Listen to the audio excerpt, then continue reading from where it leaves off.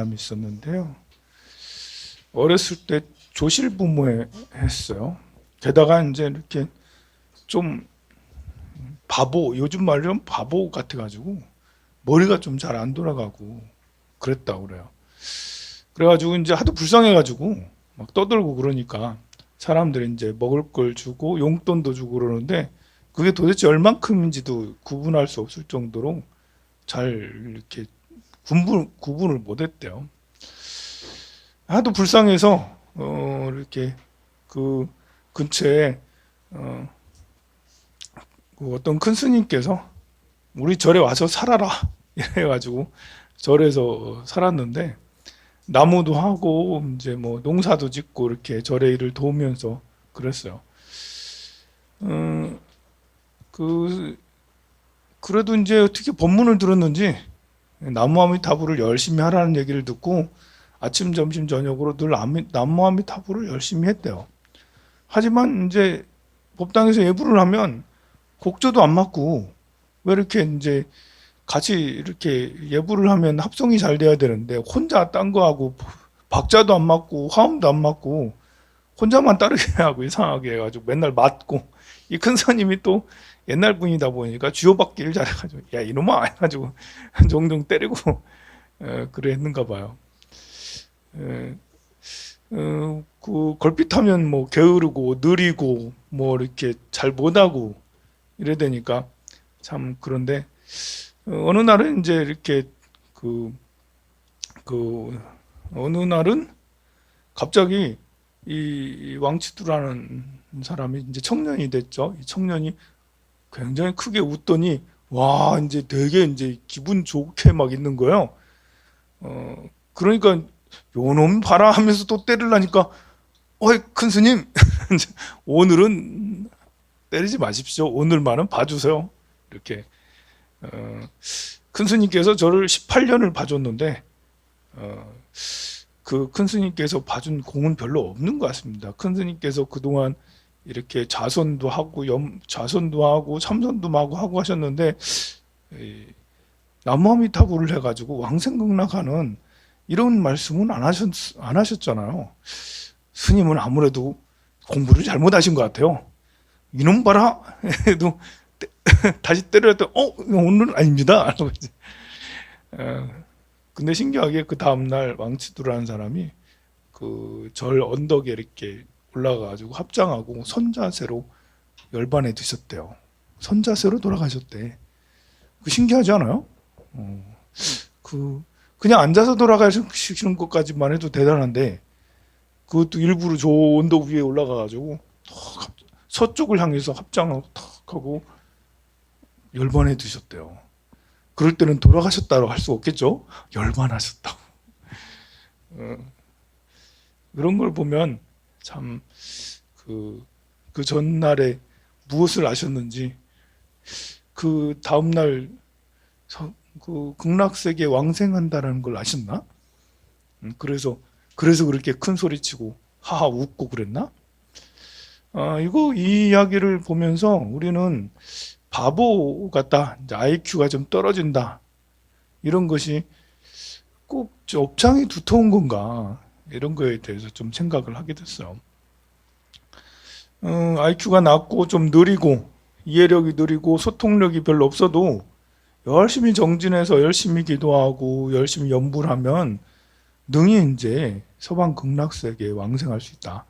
서방 극락세계에 왕생한다라는 것이 뭐 이렇게 극락 부처님의 세계에 가는 것도 있지만 삶의 어떤 그 우리가 돌아가시는 것이 뭐 살면서의 모든 지표를 보여주는 건 아니지만 그래도 돌아가실 때 모습이 제일 어떻게 살았냐를 측정하는 기준 중에 하나가 될 수 있잖아요.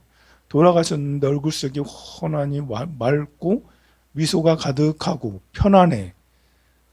그러면 여러분들은 돌아가실 때 찡그리고 이렇게 하고 돌아가실 거예요? 시커매가지고? 그런 사람은 없을 거 아니에요, 그죠? 여러분들도 환하게 하면서 마치 엄마 품속에서 들어가서 막 이렇게 행복해하는 것처럼 그렇게 돌아가고 싶지 않아요? 그렇죠? 네. 이렇게 돌아가시면 그걸 보고 왕생했다 할 수가 있겠죠. 우리가 부처님 세계에 가신 거야 라는데, 그렇지 않고 정말 이상한 모습으로 실컷 해가지고 막 찡그리고 막 있는 진상 다 부리고 하면서 이렇게 있으면 그러면 이제 참 안타깝다 라면서 얼굴을 고쳐줘야지 이러면서 여기 땡기고 저리 땡기고 이렇게 겨우겨우 만들어 가지고 이제 이렇게 그럼 좀 그렇잖아요. 그게. 그렇게 살아가는데, 우리가 인생을 평가할 때 이렇게 좀 느리고 좀 어눌하고 바보 이런 것이 꼭 나쁘다고 할 수는 없다. 우리 급식에 오시는 거사님 중에 그런 거 그렇게 사진은 멀쩡하신데 조금 그래 보이는 거사님이 계세요. 이렇게 누군지 알죠? 알면서 있어. 하여간 거사님이 계세요. 무시하지 말자고 우리가.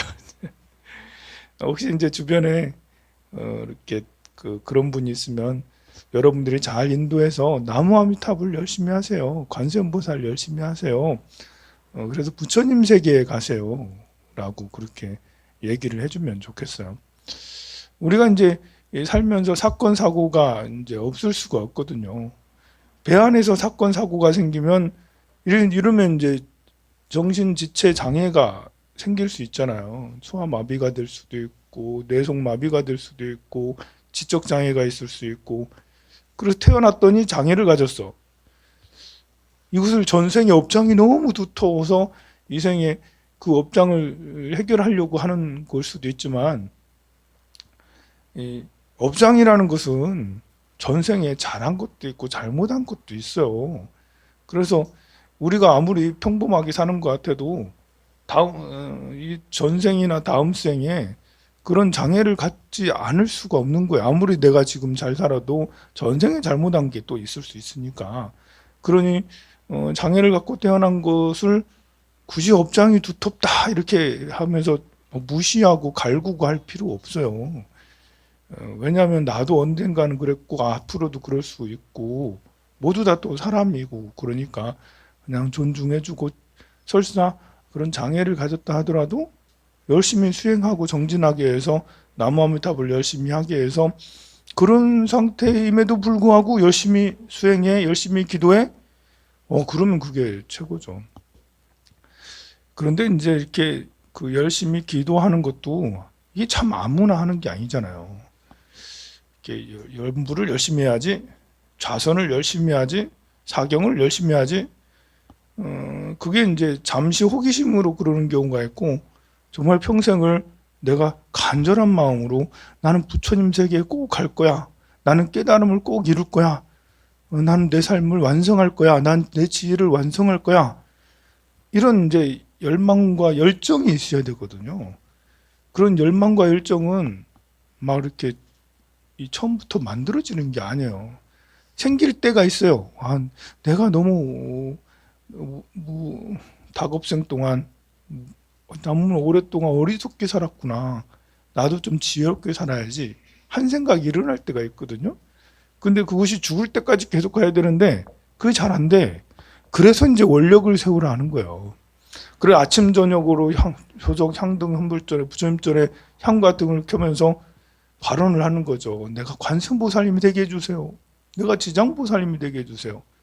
내가 문수 모현보살님처럼 지혜와 원력이 크게 해주세요. 대자비심을 갖게 해주세요라고.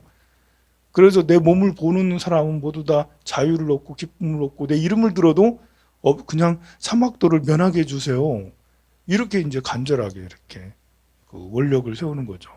그리고 예불할 때도 지심정래 공양할 때도 우리 석가모니 부처님께 진짜 지심정래 정말 목숨을 다해서 내가 이렇게 이 목숨을 내놓으면서까지도 석가모니 부처님께 공양을 올립니다. 모든 부처님과 모든 가르침과 문수부영 관음지장보살님과 부처님 당시의 제자들과, 그리고 그 이후에 인도에서부터 대한민국까지 되어왔던 모든 선지식과 모든 승가에게 생명을 다해서 이 목숨 다하도록 귀의할 테니 제발 좀 원컨대 저도 좀 점점 명운과 피력을 주셔서 깨달음을, 자타일시 너와 나와 함께 다 함께 깨달음을 얻게 해주십시오. 간절함이 있어야 되거든요. 이 간절함이 지금 만들어 놓지 않으면 나이가 이제 70이 되고 80이 되고 이제 이제 저승사자가 희끗희끗 보이게 되고 이럴 때는 그런 것을 다 잊어버리게 돼요. 내가 뭐 했나 이제 하면서 우리 오늘 그냥 노인정에 가야지 하면서 황룡사 와야지 이런 게 아니라 옆에 있는 노인회관에 가야지 아니면 그런데도 갈 수가 없어가지고 요양병원에 누워가지고 산소 있고 멍하니 이렇게 있죠. 그러지 말고 이렇게 계속해서 지금 원력을 세워서 열정을 가지면 그러면 이제 돌아가시는 것도 또 노후에도 맑게 깨끗하게 늙을 수가 있어요. 위계지라는 어떤 여인이 있었는데 이 사람은 청소부였어요. 그 집이 너무 가난해가지고 절에 갈 시간이 별로 없어. 그래도 친구 따라서 누가 친구가 좀 데리고 가가지고 가서 이제 그 절에 스님한테 법문을 듣고 열심히 이제 그래도 기도하라고 법문 들으니까 세상에 이런 세계가 있나? 스님께서 법문을 해주시는데 머리가 갑자기 맑아지더니 와 너무 좋은 말씀하신다. 나도 그렇게 살고 싶다 해가지고 아침 저녁으로 계속 마당 쓸면서 도로 쓸면서 계속 관세음보살 연부를 계속 했어요. 그리고 시간 날 때마다 이제 MP3 이렇게 해가지고 이어폰 꽂고 스님들 법문 듣고 이렇게. 요즘에 법문 잘 돼 있잖아. 유튜브도 잘 돼 있고 BTN이나 이제 BBS 들어가면 아주 법문이 무한히 아주 많아요. 그런 법문을 들으면서 관세음보살 그렇게 했어요. 그런데 안타깝게도 이 보살님이 청소를 하시니까 그 큰 트럭이 청소 수레 있잖아. 수레 리아카를 팡 쳐가지고 리아카 맞아가지고 중태에 빠졌어요. 세상에. 그럴 수가. 중태에 빠져가지고 그날 밤 11시쯤에 돌아가셨어요. 그런데 이제 이렇게 돌아가신 후에 이제 이렇게 임종하는 모습을 보니까 신기하게 몸은 하나도 다친 것 같지 않고 얼굴은 너무 환하고 편안하고 미소까지 이렇게 지으면서 그래 돌아가셨어요. 그분이 서방 정토에 부처님의 극락세계 왕생했는지는 모르겠지만 비록 불의의 사고로 그렇게 돌아가시긴 하셨지만 우리가 이제 불법을 믿는다고 불의의 사고 안 당할 수는 없는 거거든요. 불법을 믿어도 당할 수는 있어요. 아무래도 기도를 열심히 하고 수행을 열심히 하면 당할 확률이 좀 줄겠죠. 그렇지만 피할 수 없는 것들도 있는 것이죠. 그래서 보살님이 돌아가셨지만 돌아가신 모습이 편안하게 또 가시더라. 그런 것이 이제 바로 우리가 수행을 해서 기도를 해서 또 이렇게 열심히 기도하고 수행하고 하면서 원력을 세우면 반드시 내가 부처님의 세계에 가겠다라는 그런 마음과 함께 하니까 이렇게 사후에 그런 기간 동안에도 힘들지 않고 나아갈 수가 있는 것이죠. 제 책을 보면 75페이지 6번째 줄 또한 극락세계는 청정하고 안온하며 미묘하고 상쾌하여 영생 안온한 열반의 경계와 같으니라. 그리고 그곳에 있는 성문 보살 인간과 천신들은 지혜가 한량없고 밝고 신통이 자지하여 모두 한결같은 모양으로 달리 생긴 현상이 없으나 다만 다른 세계의 인연에 수순하여 인간과 천상의 이름이 있을 뿐이며 그래 이제 그 세계에 가면 우리 사바 세계는 사실 이제 사바 세계는 죄를 많이 지어도 태어날 수가 있고 어느 정도 선한 것도 공덕도 있는 게 사바 세계예요.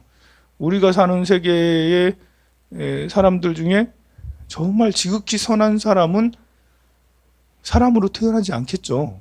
유유상종이라고 사람으로 태어났다는 자체가 이렇게 어느 정도 이렇게 평준한 것이 있는데 그것이 이제 시기 질투 많이 하고 그리고 욕심 많이 내고 성을 많이 내고 좀 어리석고 또 오만하고 이기적이고 이런 것은 굉장히 인간적인 거예요.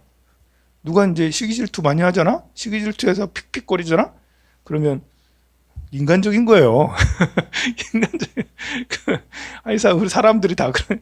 뭘 지나가는 차를 보고 욕심을 내고 아니면 사람들이 뭐 백화점 가가지고 뭐 이렇게 이제 금은 보화나 아니면은 장신구나 아니면 옷 가지고 갖고 싶어 집에 갈 때까지 그 잠들기 전에도 계속 그게 떠오르고 아침에 일어나도 계속 떠오르고 막 이런 거 있잖아요. 갖고 싶다고. 그 사람이니까 이제 사람이 인간적인 거예요. 이렇게 그럴 사람은 없겠지만 여기서 스님 보고 집에 가서도 계속 스님 생각하고 아침에 일어나도 스님 생각하고 스님 보고 싶어 뭐 이렇게 이제 그럼 인간적인 거예요. 이제 사람은 뭐 이렇게 사람은 그게 이제 우리의 업이거든요. 그게 우리의 번뇌망상이잖아요. 그게 이제 탐진치 삼독이고 우리가 이제 이 세계에서 태어난 그런 걸 가지고 태어난 이유는 그런 것들을 알아차리면서 이것이 정말 고통을 불러오는구나. 이것이 진짜 나를 업장이 두터운 나가 드러나는 거고 이걸로 인해서 악업으로 이어지게 되는구나 라는 것을 알아차리고 그것을 끊으려고 노력하는 게 번뇌무진 소원단이잖아요. 어떻게 하면 끊느냐? 법문이 무량해. 법문을 들어서 그것을 끊으려고 노력해야 돼서 그래서 법문 무량 소원한 법문이 끝이 없으니까 법문을 다 듣고 결국은 그 끊는 경지에 이르는 게 불도 무상 서원석 불도는 끝 없이 높지만 그래도 꼭 이루어야겠다라는 그런 마음을 갖는 것이죠. 그렇게 해야지 사람으로 태어난 가치가 있는 거죠. 사람으로 태어났다고 해서 그렇게 사람으로 태어났다는 것은 마치 바코드가 찍힌 것처럼 질투, 시기, 욕심, 성냄, 어리석음, 아만, 의심 이게 사람으로 태어났다는 바코드가 찍혀져요. 그렇게 살아가. 만약에 사람으로 태어났는데 시기도 없고 질투도 없고 욕심도 없고 성냄도 없고 어리석음도 없다.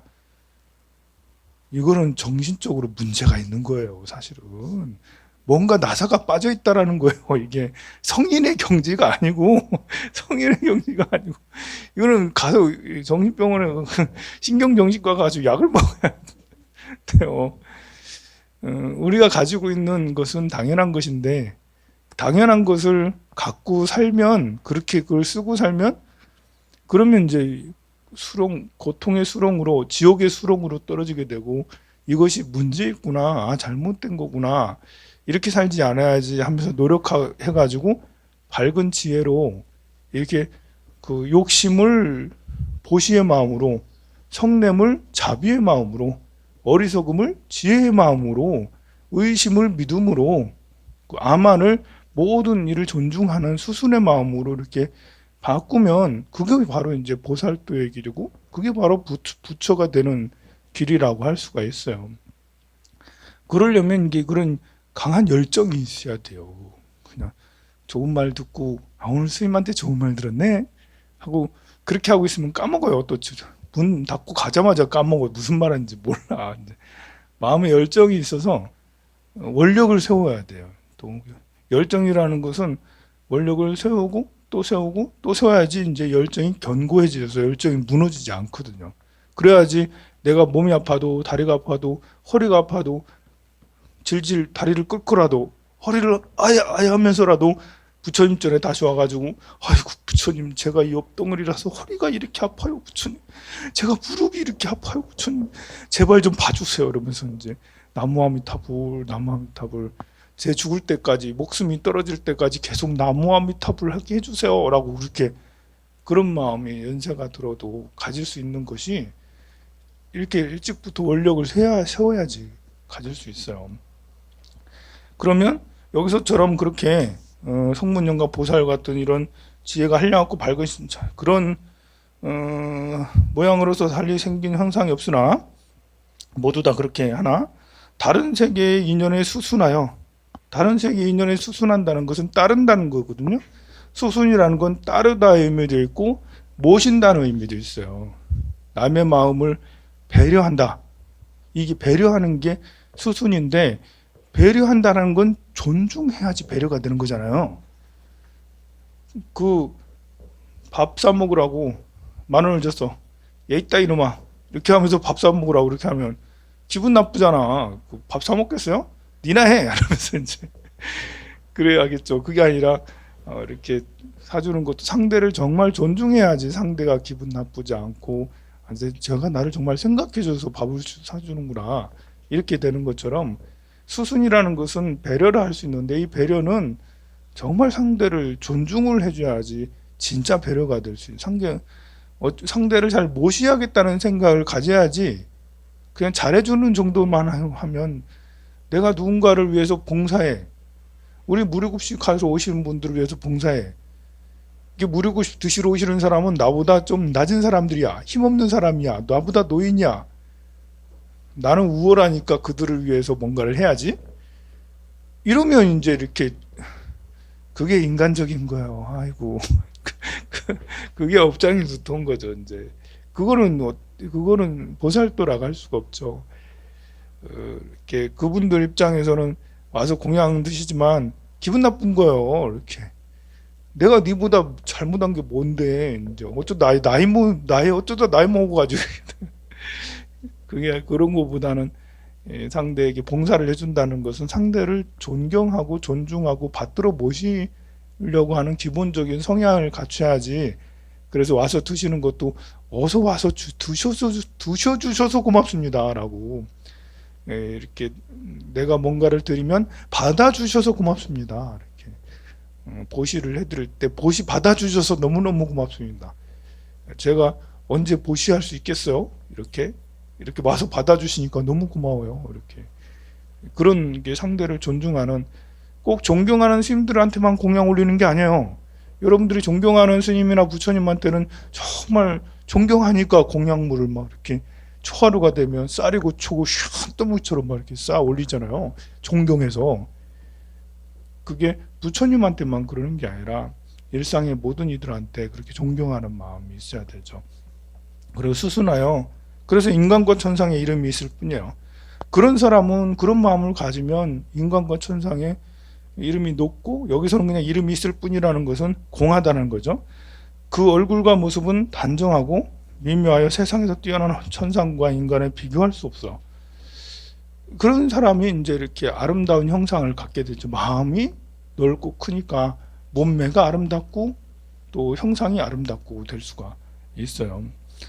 그들은 모두 허공과 같이 형상이 없는 몸이며 그지없이 즐거운 영생불멸의 몸을 가지고 있느니라.